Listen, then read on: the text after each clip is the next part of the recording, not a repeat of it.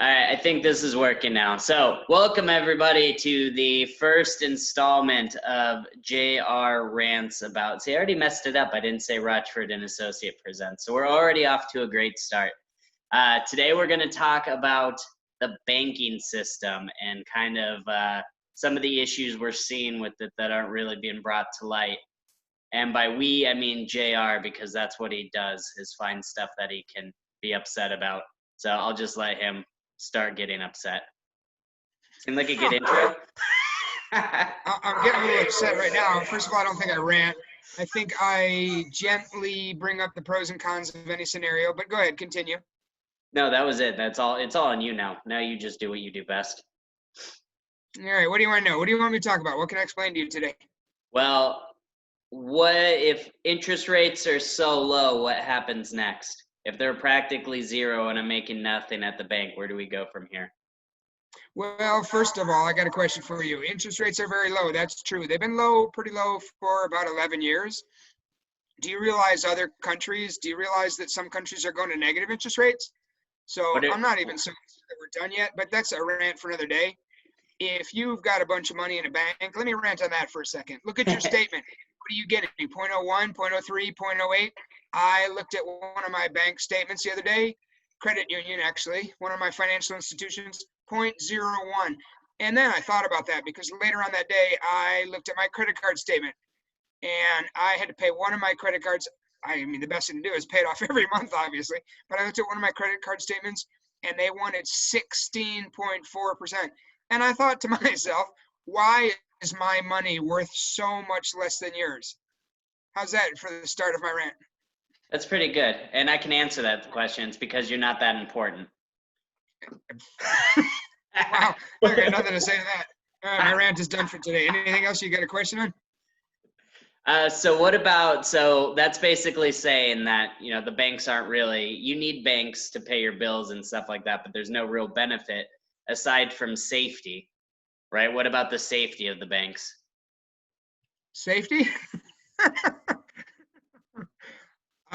You'll get me in a big rant on that. I mean, the low interest rates, it's ridiculous. Actually, back to the low interest rates. Let me rant for a second.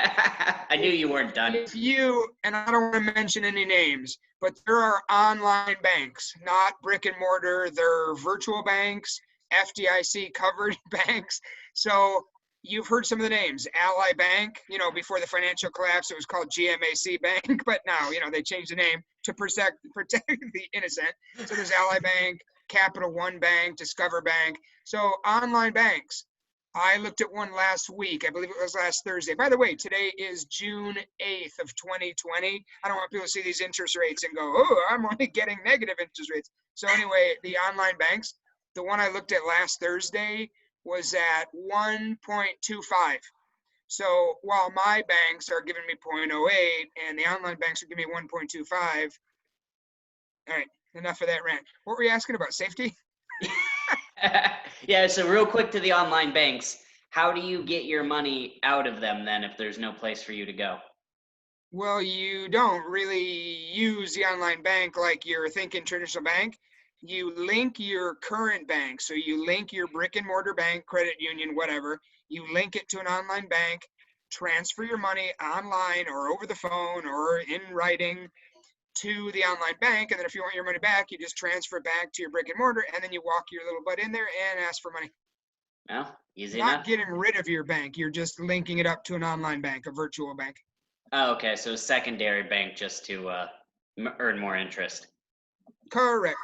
Okay, so we were talking about safety, I think, and then you went back to our first topic. So now let's go back to safety, right? So that's basically what we're saying. If you're not making interest in a bank, but you do need banks to pay your bills. The other thing is because, you know, we could rant about how much we don't trust the stock market, but on the flip side, where the stock market's really risky, the bank should be safe, right? Well, kind of the riskiest things I would think of is the two extremes. I would be very leery and very careful of the stock and bond markets right now, and I would be very leery of the banks. You know, people feel like FDIC, it makes you warm and fuzzy. If something happens, if the world gets weird and things get sketchy, there's a modern day run of the banks. Well, that's okay because I have FDIC. FDIC, the Federal Deposit Insurance Corporation. Aren't those the people that have something to do with about 26 trillion with a T in debt right now? Just wondering. Not sure if it's the same people. All right. I can see where you used the rant earlier because that's pretty much what I do. So other than the 26 trillion in debt with the FDIC, let me tell you a little bit of something about the FDIC. The FDIC, they have roughly, rough numbers, $25 trillion in depositor access, evil access. They have about $25 trillion in our money in the banks. They have a lot of accounts that are over the limit of insurability, which is $250,000 per account. So of that money, they only have about $7.8 trillion that's covered by insurance. Of the 7.8 trillion that's covered by insurance, roughly 1.4% is covered. I don't mean to laugh at the banks and the financial institutions because I take them very seriously.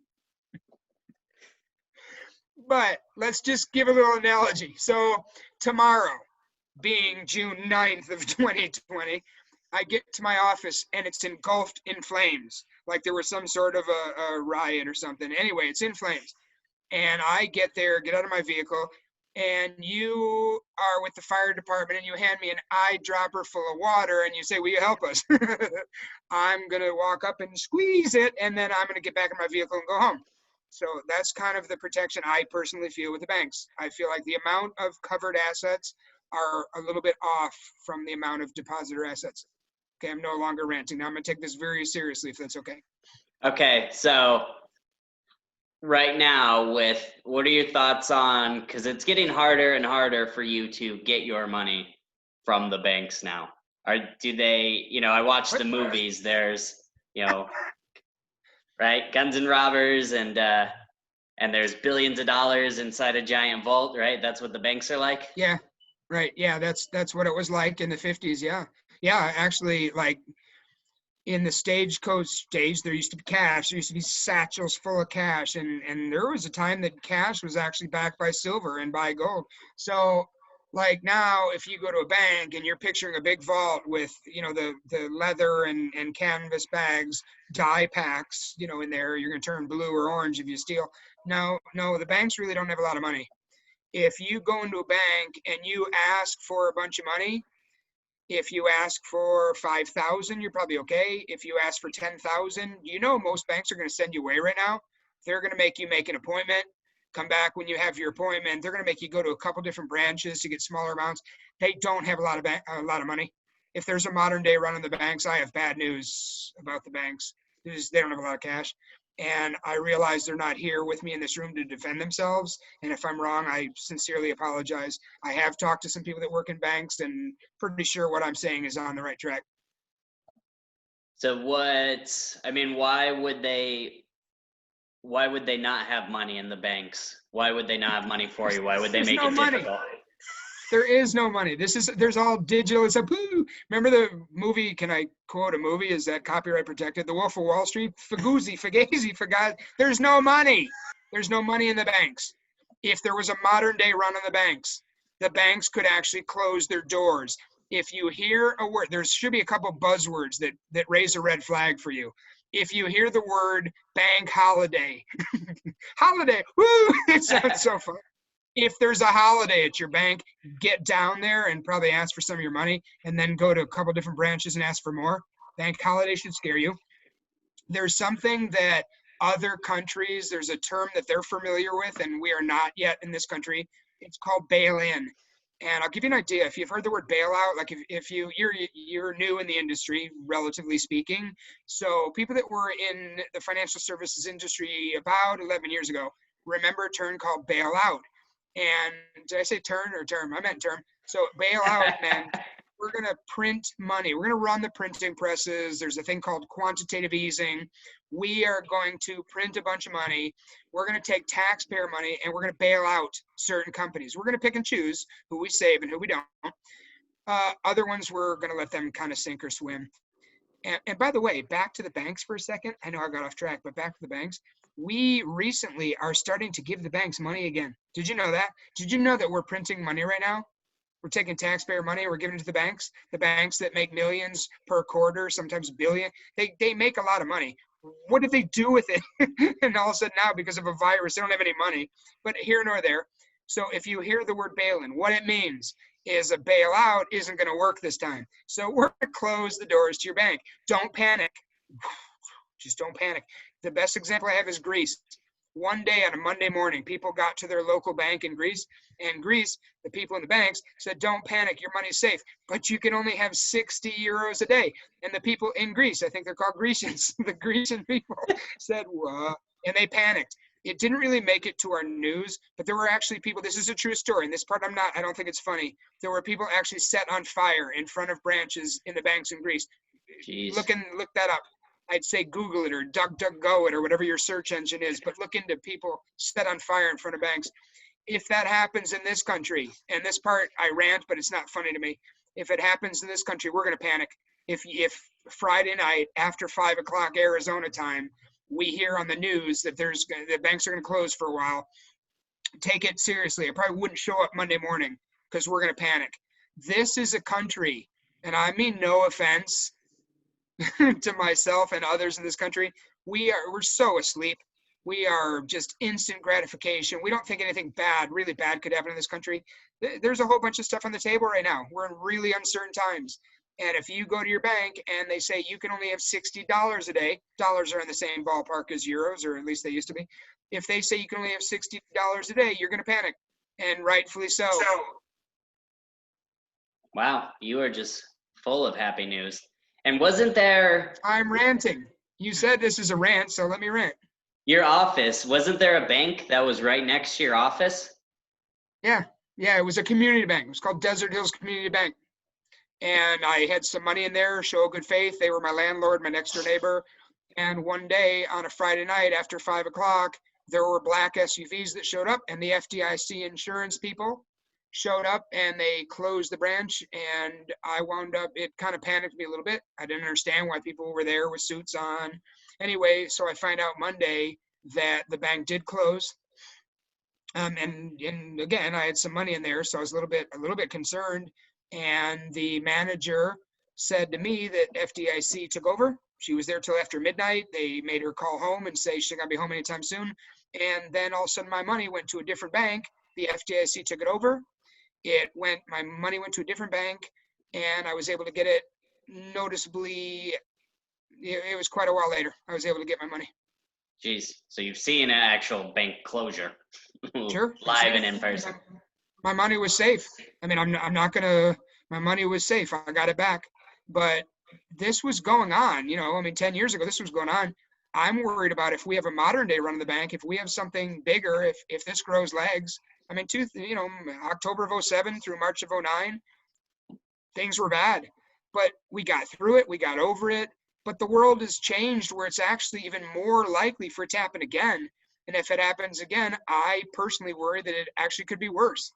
And if that comes to fruition, we're in really uncharted territory. I don't know how many times I can say that where people are like, yeah, whatever. I mean, there's the Masked Singer's on and Dancing with the Stars. Settle down, watch TV. Jeez. Well, I don't know, we covered a lot of stuff. Is there anything else you want to rant about, or should I, kind of review some of your talking points? No, I want to rant more. How much time do I have? You said this video. I take that back. I'm giving you no more time.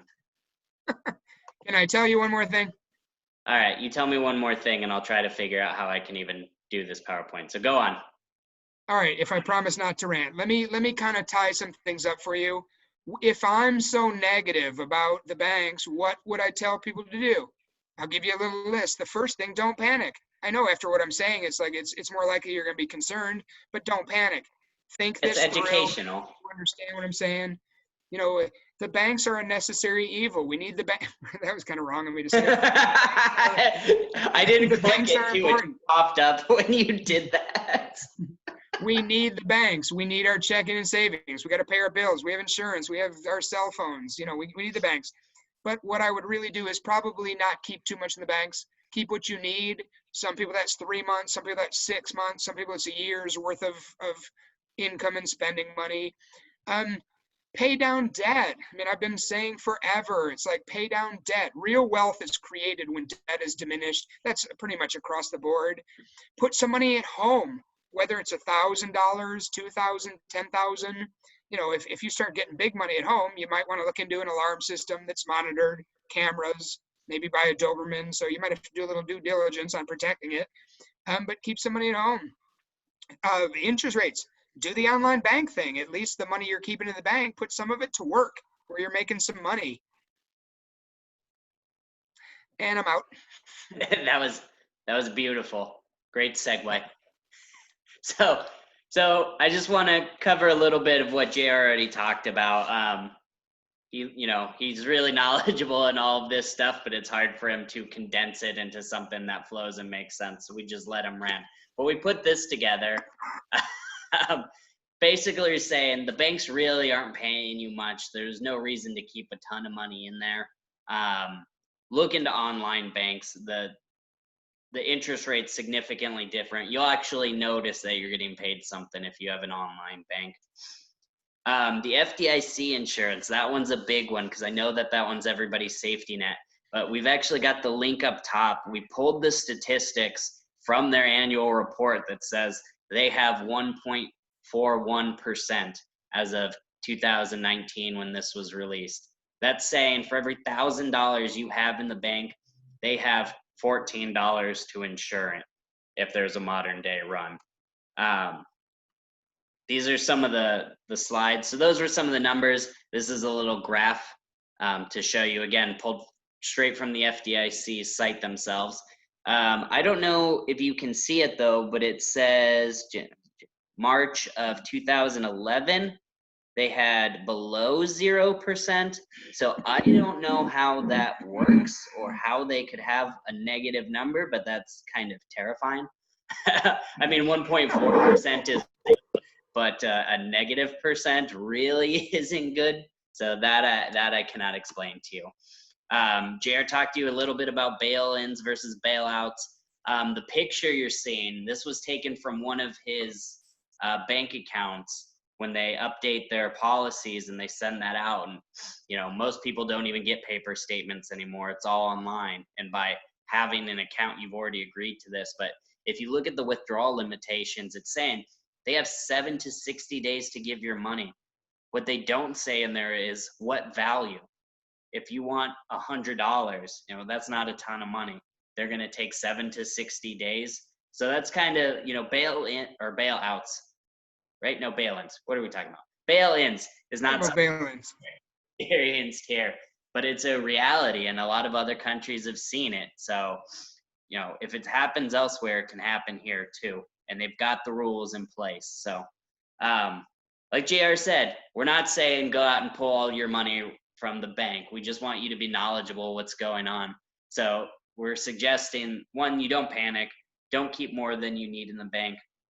Safety deposit boxes are just as bad because they're inside the bank. So if you can't get in the bank, how are you going to get to your safety deposit box? Make sure you have cash at home for emergencies. Also, debit or ATM card. We have a client recently with all the coronavirus closures, not being able to go into the bank. She didn't have a debit card because she was so used to going into the bank, so she had no way to get to her money. So have a debit card. Do look into online banks. It'll pay you more. It's worth it. Also, CD balancing was huge or CD laddering, I should say, was big for investing and for safe investments. It's still pretty big, but interest rates are so bad. You can get similar type. I'm not sure the best way to explain it. Basically, it works the exact same as a CD, but it's through an insurance company. It's called a MIGA. If it's really good if you're over 59 and a half. If you're under, then there's some pros or cons. But if you have questions about that, we're here for you. Jared, I covered everything. The CD laddering alternative with MIGAs, actually, as long as you're 55 or older in general, we've seen them very successful. No, I mean, the rates are better. You don't get a 1099 each year for money you're committing for years out. Oh My yeah, the biggest tax thing, breaks. as much as I rant about everything, everybody that knows me knows that's just me. My biggest thing, be aware, be nimble, don't be caught by surprise. You know, look at the stock market. My gosh, some of our 401ks we're looking at, they lost a third of their money in the month of March. And then in the month of May, they gained back 2/3 of the third they lost, and nothing really changed. The whole thing. It's all just be aware and be nimble of what you have. It's your money. Next to your health, it's the second most important thing. If you're not sure how to be aware and be nimble, come to us. I mean, we're not going to charge you to sit down with you. We're not going to charge you to look at your 401k. We're going to help you. We're going to educate you. Anthony did a wonderful PowerPoint presentation on the simple steps to move your money from a traditional bank to an online bank. Let us send it to you, and we'll help you in any way we can. That's a good sales pitch at the end. I like that. Yep. Also, it sounded like you You bet. started to rant about the stock market, and I was like, that's going to be perfect. That can be our next one. But for right Can we go now, another half an hour? nobody wants to listen to us for that long. So we're going to call it quits for now. Thank you all for watching if you made it this far. Sorry it wasn't more entertaining, but hopefully you learned something. I had a good time. It's all that matters.